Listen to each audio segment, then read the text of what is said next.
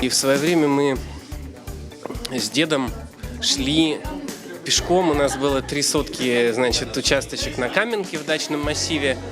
И там в долине, где село Мамак, Строгановка, стали... Один раз я летом приехал, вижу, там, значит, домики строятся. И я у деда спрашиваю, а это вообще, что это, кто это? Он говорит, вот это татары приехали. Ну, я стал спрашивать, а чего они, а зачем они, а где они были, а зачем они приехали. Ну, он мне там как-то в 2 словах, значит, попытался это объяснить. Вот. Потом, ну, мне тоже стало любопытно, ну, что это за люди такие рядом с нами, значит, живут.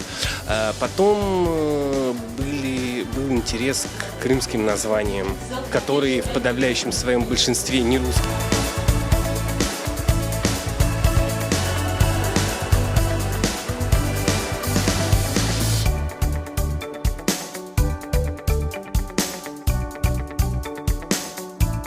MD saytımızda tura öyle bir cetvel şeklinde, yani her bir koy için onun şimdi kullanılmaya teklif edilgen adı anda yazılgandır.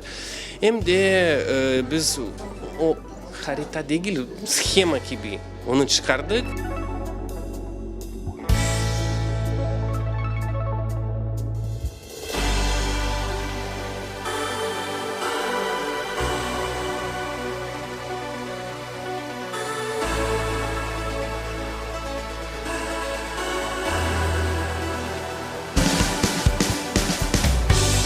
Ama en mühimi elbette dil muhiti degen şey, ya. Çünkü adam onun o işte bir kolektifde, korantasında da, iş yerinde de, başka bir yerde de onun laf etmesi gerek, ya. İşte mesela birinin anası babası mesela üstünde indi laf etmiyor, o öğrenmek istese dostlarının laf etsin, iş yerinde laf etsin, eğer nasıldır bir bilmem, işdeşlerini çok sıkırım Tatarlar. Böyledir.